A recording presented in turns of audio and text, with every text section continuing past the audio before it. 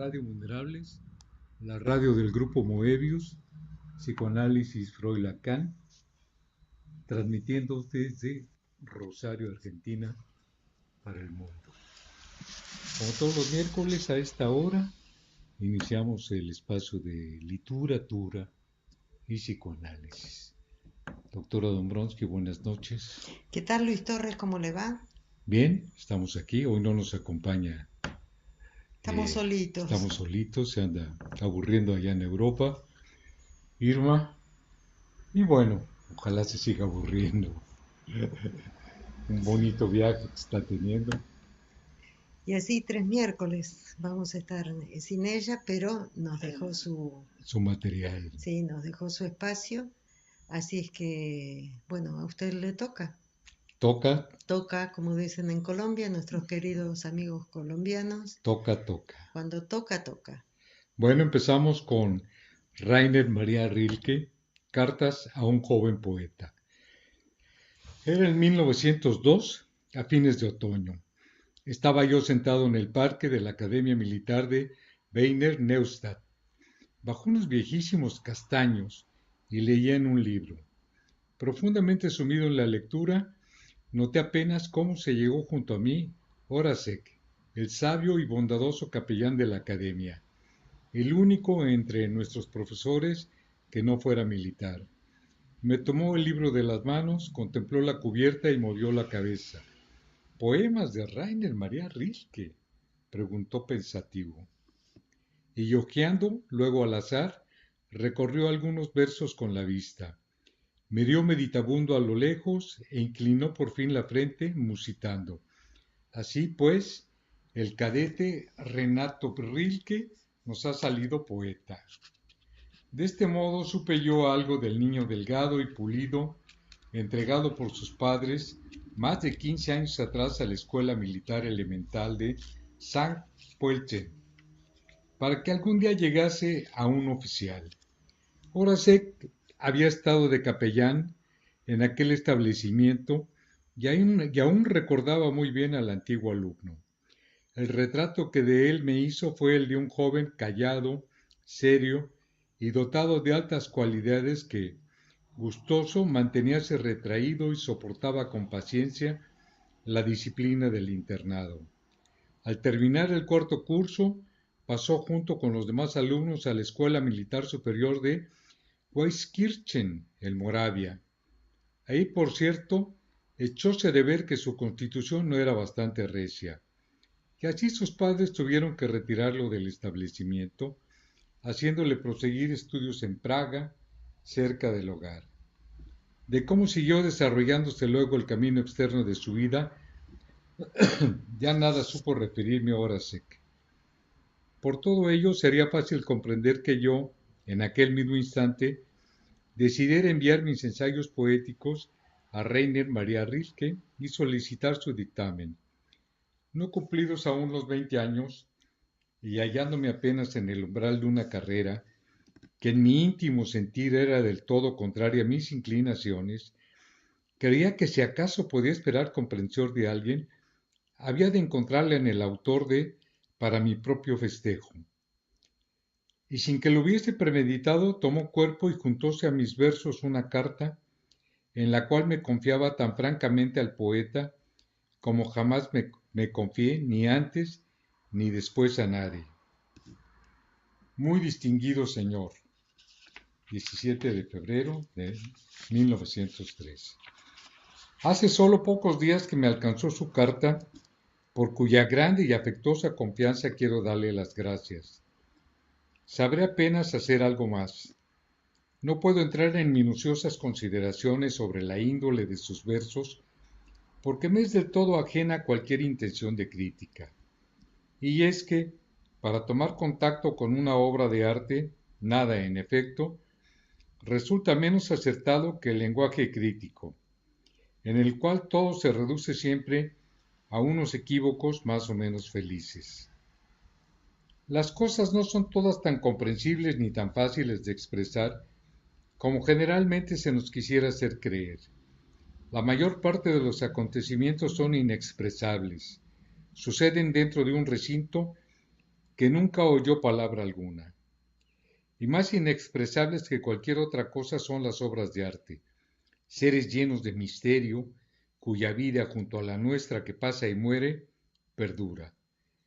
Dicho esto, solo queda por añadir que sus versos no tienen aún carácter propio, pero son unos brotes quedos y recatados que despuntan ya, iniciando algo personal.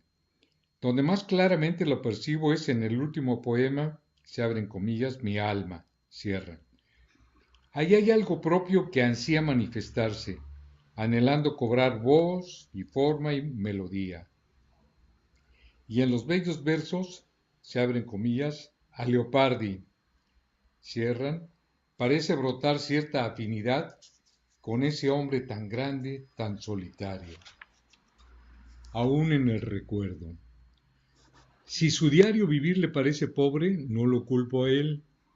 Acúsese a sí mismo de no ser bastante poeta para lograr descubrir y atraer sus riquezas. Pues, para un espíritu creador no hay pobreza. Ni hay tampoco lugar alguno que le parezca pobre o le sea indiferente.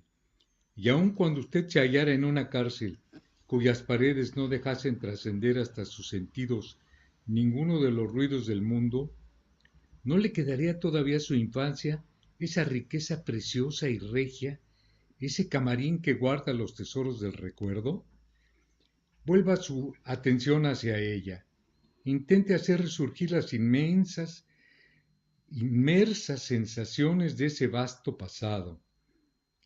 Así verá cómo su personalidad se afirma, cómo se ensancha su soledad, convirtiéndose en penumbrosa morada, mientras discurre muy lejos el estrépito de los demás.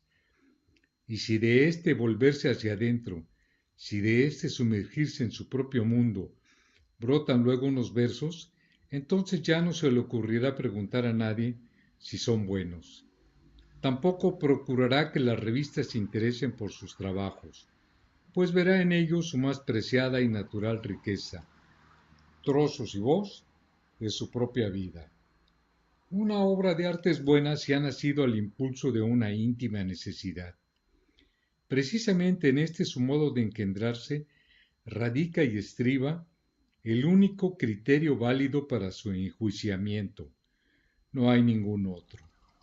Por eso, muy estimado señor, no he sabido darle otro consejo que este: adentrarse en sí mismo y explorar las profundidades de donde emana su vida.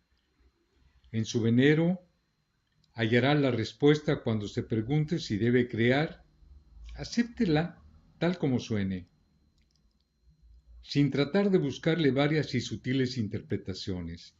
¿Acaso resulte cierto que está llamado a ser poeta? Entonces cargue con este su destino.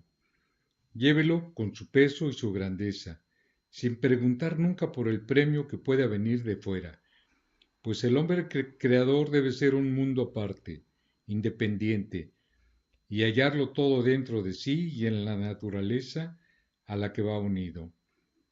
Pero tal vez, aun después de haberse sumergido en sí mismo y en su soledad, tenga usted que renunciar a ser poeta. Basta, como ya quedó dicho, sentir que se podría seguir viviendo sin escribir, para no permitirse al intentarlo siquiera. Se cierra paréntesis. Mas, aún así, este recogimiento que yo le pido no habrá sido inútil. En todo caso, su vida encontrará de ahí en adelante caminos propios. Que estos sean buenos, ricos, amplios, es lo que yo le deseo más de cuanto puedan expresar mis palabras. Perdón. ¿Qué más he de decirle? Me parece que ya todo debidamente queda recalcado. Al fin y al cabo, yo solo he querido aconsejarle que se desenvuelva y se forme al impulso de su propio desarrollo, al cual, por cierto, no podría causarle perturbación más violenta que la que sufriría si usted se empeñase en mirar hacia afuera, esperando que del exterior llegue la respuesta a unas preguntas que sólo su más íntimo sentir, en la más callada de sus horas, acierte quizás a contestar. Fue para mí una gran alegría el hallar en su carta el nombre del profesor Horacek. Sigo guardando a este amable sabio una profunda veneración y una gratitud que perdurará por muchos años. Hágame el favor de expresarle estos sentimientos míos. Es prueba de gran bondad el que aún se acuerde de mí y yo lo sé apreciar. Le devuelvo los adjuntos versos que usted me confió tan amablemente. Una vez más le doy las gracias por la magnitud y la cordialidad de su confianza. Mediante esta respuesta sencilla y concienzuda, he intentado hacerme digno de ella, al menos un poco más digno de cuanto, como extraño, lo soy en realidad. Con todo afecto y simpatía, Rainer Maria Rilke. Bueno, seguimos ahora con Bukowski. Se titula Así que quieres ser escritor. Dice Bukowski, si no te sale ardiendo de adentro, a pesar de todo, no lo hagas. A no ser que salga espontáneamente de tu corazón, de tu mente, de tu boca y de tus tripas, no lo hagas. O clavado en tu máquina de escribir buscando las palabras, no lo hagas. Si lo haces por dinero o fama, no lo hagas. Si lo haces porque quieres mujeres en tu cama, no lo hagas. Si tienes que sentarte y reescribirlo una y otra vez, no lo hagas. Si te cansa solo pensar en hacerlo, no lo hagas. Si estás intentando escribir como cualquier otro, olvídalo. Si tienes que esperar a que salga rugiendo de ti, espera pacientemente. Si nunca sale rugiendo de ti, haz otra cosa. Si primero tienes que leerlo a tu esposa, a tu novia, a tu novio, a tus padres, a cualquiera, no estás listo. No seas como tantos escritores, no seas como tantos miles de personas que se llaman a sí mismos escritores. No seas soso y aburrido y pretencioso. Las bibliotecas del mundo bostezan hasta dormirse con esa gente. No seas uno de ellos, no lo hagas. A no ser que salga de tu alma como un cohete. A no ser que quedarte quieto pudiera llevarte a la locura, al suicidio o al asesinato. No lo hagas. A no ser que el sol dentro de ti esté quemando tus tripas, no lo hagas. Cuando sea verdaderamente el momento y si has sido elegido, sucederá por ti solo y seguirá sucediendo hasta que mueras o hasta que muera por ti. Que muera en ti, perdón. No hay otro camino y nunca lo hubo. También puedes visitar frases de Bukowski que te reventarán las entrañas. 10 cosas que no sabías de Charles Bukowski. Terminamos con Bukowski. Hoy seguimos y como último seguimos con Luis Fernando Veríssimo.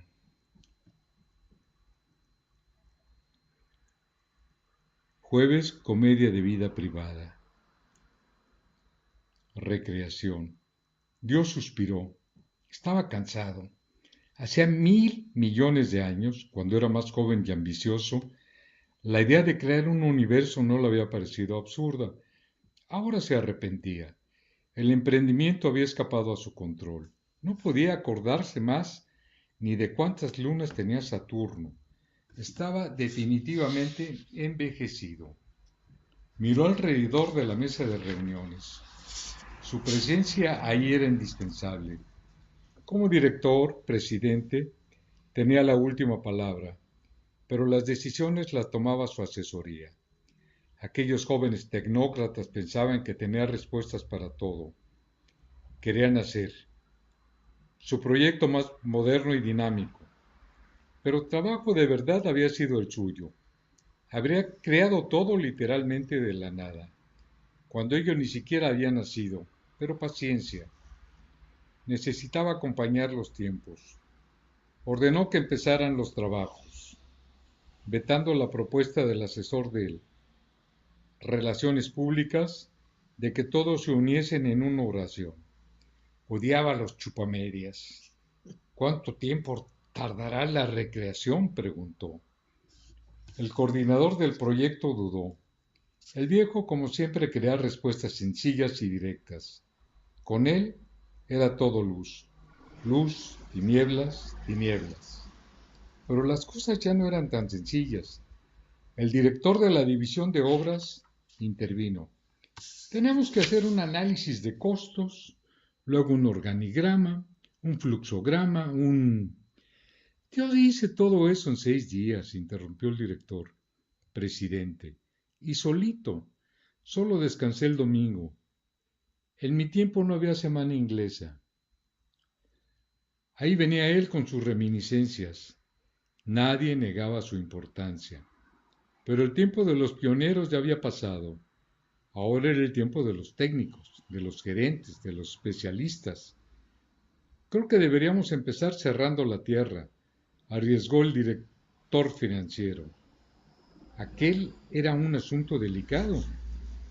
El viejo tenía una predilección especial por la tierra, incluso por cuestiones familiares, pero él se quedó en silencio.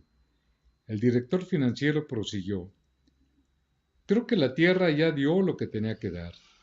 Todos sus recursos están agotados. Ya no es rentable. No hay cómo recuperarla. Debemos acabar con ella antes de que comprometa todo el grupo. ¿Quieres decir sencillamente liquidarla? Eso es. Dudo que algún otro grupo quiera comprarla. Incluso un grupo árabe. Nuestro representante ahí, el Papa, recibiría una indemnización, claro. O lo traeríamos acá. No veo mayores problemas. Y tendríamos que deducir del impuesto a la renta. El asesor de Relaciones Públicas mostró alguna preocupación. En términos de imagen quedaría mal. ¿Por qué?, preguntó el director de Planificación e Investigaciones. Ya eliminamos millones de otros planetas, algunos mucho más grandes. No pasa un día sin que disolvamos una estrella. No sé. Administrar un universo es un proceso aético, mi amigo. Tenemos un proyecto que cumplir, metas por alcanzar. No podemos estar preocupándonos por cada planetita. El problema es el tipo de colonización elegido para la Tierra, observó el director financiero mirando de reojo al viejo. Desde el inicio con la pareja aquella, se podía ver que no iba a funcionar. Muy ingenuos, sin iniciativa. ¿Y qué tal si se rehace la Tierra en otros moldes, más empresariales? Sugirió el asesor de Relaciones Públicas. Días más largos para aumentar la productividad y bajar la natalidad. Una nueva inyección de petróleo. Olvídalo, dijo el director financiero. La tierra no tiene más remedio. Fue muy mal administrada. Está quebrada. Solo estaríamos prolongando su agonía, con subsidios. Propongo el cierre. La propuesta fue aprobada por mayoría.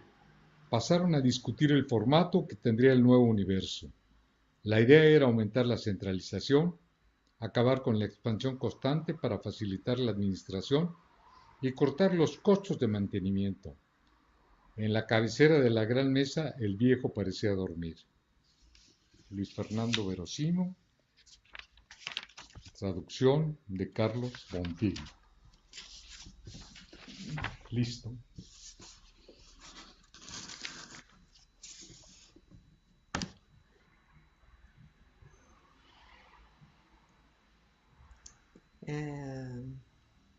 Bueno, muy interesante, ¿no? O sea, fundamentalmente este último texto, ¿no? Esta metáfora que se hace del universo como un consorcio de grandes capitales, digamos, ¿no? O sea, como si fuera un empresario, ¿no? Que hace de la nada, y esos ejemplos que uno tiene eh, de empresarios que empezaron prácticamente con nada, con una familia, y cómo van creciendo y cómo van armando subsidiarias, ¿no? Entonces, creo que este ejemplo ¿no? O sea, cómo poder pensar. eh, lo que estoy pensando es en el escritor, ¿no? En este escritor que a partir de la situación que se da en el mundo, digamos, con todo estos tecnócratas, este neoliberalismo que está dando vueltas por el mundo, este capitalismo salvaje que no termina de, que siempre se va como regenerando y que lo que menos considera es al ser humano, digamos, ¿no? Sí, bien digo, ¿no? A los seres que habitan este universo y que solamente se piensa eh, en la ganancia, eh, en lo que trae réditos, en lo que sí, sí, fundamentalmente esta cuestión de la ganancia, digamos, ¿no? Eh, Me parece muy interesante que haya podido, de alguna forma, desde su escritura, o sea, este escritor, este es un ejemplo de cómo se escribe, digamos, porque eh, no deja de impactarnos, o sea, nosotros escuchamos a diario y sobre todo en estos tiempos que corren, estamos escuchando a todos estos economistas, estos tecnócratas, y está en juego el ser humano, ¿no? O sea, está en juego la humanidad en general. Y cómo somos considerados como objetos, ¿no? Como objetos manipulables y desde un lugar eh, como que hay estos intereses, ¿no? Este poder del que hablaba Foucault, es todo esto que se ha trabajado tantas veces, ¿no? Todo este tema del poder donde reside. Pero lo bueno, y me gusta mucho, lo que trae este escritor, es el hecho de hacer una analogía eh, y hacia dónde estamos yendo. O sea, hacia dónde, ese es el gran mensaje de este texto, ¿no? O sea, esto que nosotros estamos como naturalizando, digamos, como viendo como natural, digamos, toda esta manipulación a la que somos llevados y somos manipulados y demás, cómo esto puede llevarnos, ¿no es cierto?, a la destrucción del planeta, ¿no? O sea, eso que tantas veces hemos hablado. Eh, y entonces, aquel que realmente tiene que estar despierto, atento, ¿no? A lo que está sucediendo, está como dormido. Me hace acordar aquella, eh, aquel cuadro de Remedios Varo, muy interesante, que muestra como una ciudad, diferentes torres, ¿no? Donde se ve a través de las ventanas y de las puertas personas en diferentes actividades, cocinando con computadoras, con teléfonos, con máquinas y demás. Y de cada una de ellas hay un hilo, ¿no? Un hilo así como transparente en el cuadro, ¿no? Todos esos hilos van hacia un lugar, hacia un punto, ¿no? Un punto lejano, ¿no? Como una luz donde hay todo un ovillo, donde ahí se entretejen, digamos, y entonces uno siente la sensación que cada uno de estos elementos, ¿no? Que tenemos, que somos, nos sentimos como que estamos haciendo cosas, cuando en realidad estamos siendo hechos, por así decir, estamos siendo manejados, ¿no? Entonces, lo que me parece muy interesante de este último texto que acabamos de escuchar es ese hecho, ¿no? O sea, el hecho de algo que nosotros pensamos que es así y que no hay otra forma de ser, en realidad a donde nos está llevando es a la destrucción de la cultura, a la destrucción de la humanidad y a la destrucción de nosotros mismos. Eh, el otro día comentábamos, ¿no? Justamente cómo tomábamos el caso de este hombre Onassis, que allá por los años después de la guerra, este hombre muy inteligente, muy hábil, logró hacer, creo que una de las mayores fortunas del mundo, incluso hubo toda una feria ahí con Jacqueline Kennedy, la viuda del presidente Kennedy, o sea, creo que era una de las mayores fortunas. Pero bueno, al margen de esa situación, lo que se me ocurre pensar es que de alguna forma había una ética, o sea, este millonario o este Dios, ¿no?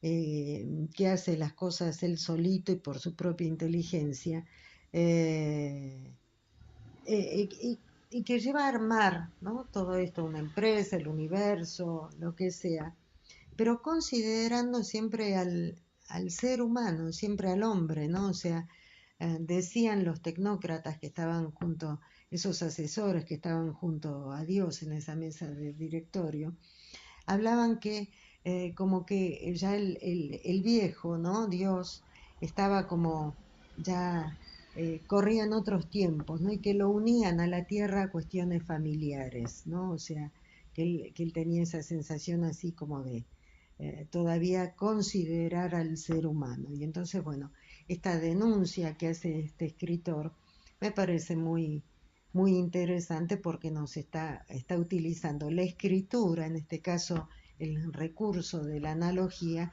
como para poder pensar y recapacitar hacia dónde estamos yendo como humanidad. Entonces, me parece que este texto, el último que se leyó, es el ejemplo princeps de eso que le están aconsejando eh, a aquel que quiere ser escritor, Rainer Maria Rilke, como Bukowski, ¿no? O sea, le están, lo que se pone de manifiesto, ¿no? Tanto en Bukowski fundamentalmente, dice, si no te sale de adentro, quemándote las entrañas, como si fuera un volcán, digamos, ¿no? O sea, eso que uno tiene adentro, ese magma hirviente, ¿no? Y que necesita salir y ser expresado. Si no es así, si no es el sol quemándote las entrañas, dice Bukowski, no hagas nada. O sea, y da todos los ejemplos, ¿no? O sea, todos esos, todo lo que relata Bukowski, todas esas razones por las cuales no hacer, no te dediques a ser escritor, no son ni más ni menos que todas cuestiones imaginarias, nos dijera Lacan, toda esta cuestión que tiene que ver con el parecer, con el mostrarse, con el manifestarse, pero que en realidad no es más que una fachada, no es más que una careta, que una armadura que uno se pone, eh, se mete adentro y el verdadero ser está con esta coraza, digamos, para buscar simplemente eso, ¿no? El reconocimiento del otro. Y entonces, lo que Bukowski dice, todo eso no sirve, no lo hagas por todo eso. Tiene que ser algo que emerja de las profundidades tuyas, ¿no? Que te queme, que no puedas no hacerlo. O sea, esa necesidad que te lleva a tener que expresarlo, a que no puedas no hacerlo. Me parece que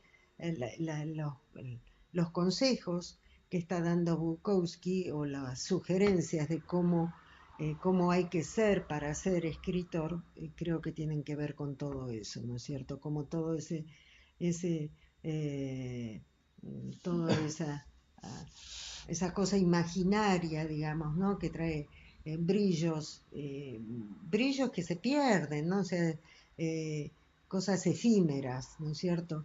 Que todo eso no lo hagas. Y donde está el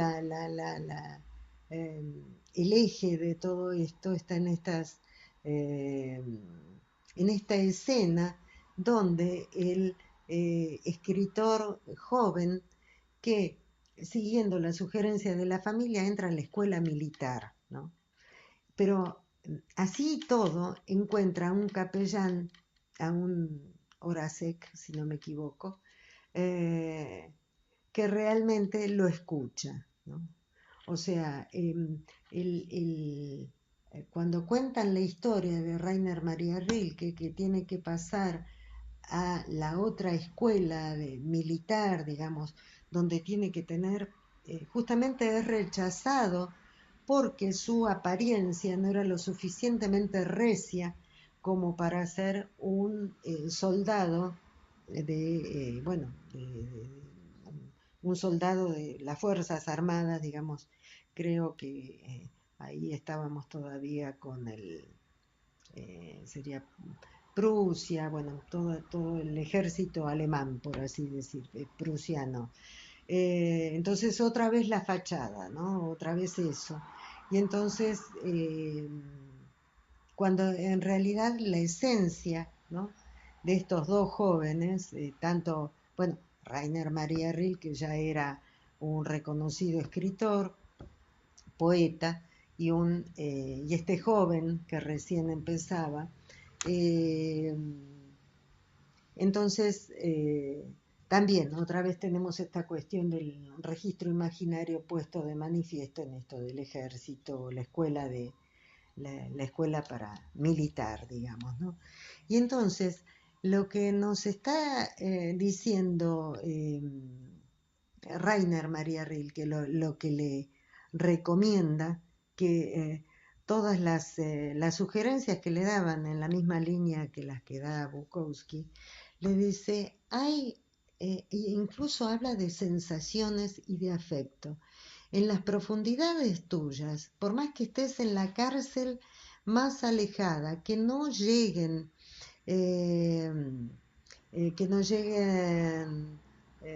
¿cómo se llaman? Percepciones, que no lleguen sonidos, que no lleguen eh, imágenes, ¿no? De diferente tipo, eh, aunque estés en ese lugar por demás apartado y alejado del entorno y de los otros, tenés un tesoro maravilloso, ¿cuál es? Que es tu propia infancia. Y que en términos de psicoanálisis nosotros podríamos decir que incluso dice, es ese lugar donde no hay palabras, ¿no? En un momento de lo que se ha leído en la carta, ¿no? Que le escribe. Y entonces, en esas profundidades donde justamente no hay palabras, es lo que nosotros eh, reconocemos y denominamos el inconsciente, ¿no? Ese que está cargado de todas esas experiencias, de todas esas vivencias, del encuentro con el otro, del encuentro con la vida, de esos primeros años de la infancia. Y ahí justamente es donde está toda la riqueza, toda la pureza, toda la esencia de cada uno. Y entonces, eh, cuando uno, el escritor en este caso, logra expresar, ¿no? Conectarse con esas profundidades, con ese inconsciente tan singular, tan propio de cada uno, cuando logra conectarse con esas profundidades y emerge una manifestación por el estilo, una manifestación en el aquí y ahora, digamos, es lo que se entiende por una obra de arte. ¿Qué es esa obra de arte? Al decir del doctor Néstor Brownstein, como no hace mucho decíamos, él habla de la obra de arte. Para él la obra de arte es aquella escena, aquel objeto, aquella situación que lo conmueve.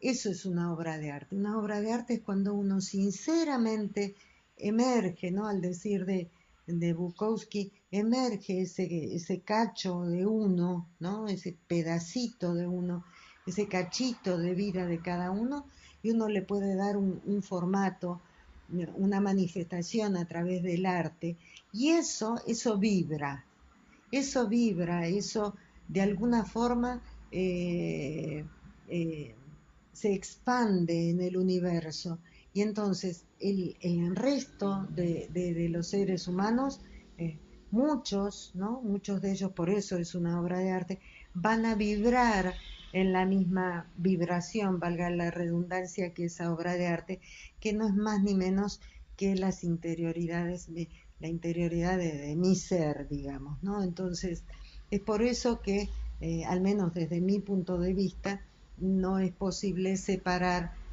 cuando uno estudia un determinado artista, no es posible separar la obra de arte o la producción, incluso un intelectual, ¿no es cierto?, de la biografía. O sea, son una y la misma cosa. Entonces, este, esa vibración, ¿no? Que, que es un cachito de las profundidades del ser del artista, que es puesto, ¿no? Es expuesto, expuesto afuera. Entonces, de alguna forma eso tiene vida, resuena en el entorno y siempre vamos a tener a alguien que de alguna forma se conecte o vibre, tenga la misma vibración. Entonces, estos otros, ¿no? Van de alguna forma a reconocer que algo de ellos hay en ese cachito expuesto del artista ahí puesto sobre, digamos, sobre la mesa, digamos, ¿no? Entonces, las recomendaciones que le da Rainer María Rilke es no le prestes atención a todo lo que las técnicas, los consejos, lo que te puedan decir, simplemente expresate. Me recuerdo que hace muchos años, no sé si tantos, pero en algún momento se trabajaba con un maestro mío de acuarela, mi querido maestro Benito Nogueira de Toluca, que fue un gran maestro enseñándome y manifestándome en la acuarela. Y entonces, ante una exposición que iba a hacer, me acuerdo que yo decía que estaba nerviosa porque no sabía cómo iba a eso impactar en el entorno. Y entonces él me dijo, yo, yo pinto. Dice, yo me expreso, porque necesito expresarme. Igual siempre van a hablar bien o van a hablar mal. No a todo el mundo le va a gustar lo que yo digo. Bueno, y lo mismo pasa con mis pinturas, con mis acuarelas. A algunos les van a gustar y a otros no les van a gustar. Pero lo importante es poder expresarse. Él me decía que era una necesidad para él poder manifestar, en este caso a través de la acuarela, lo que sentía y quién era, ¿no? Y quién era. Entonces, bueno, eh, creo que todo esto es lo que Irma, nuestra querida Irma, nos ha traído, nos ha dejado en esta primera selección sin ella, que bueno, nos ha dejado. Bueno,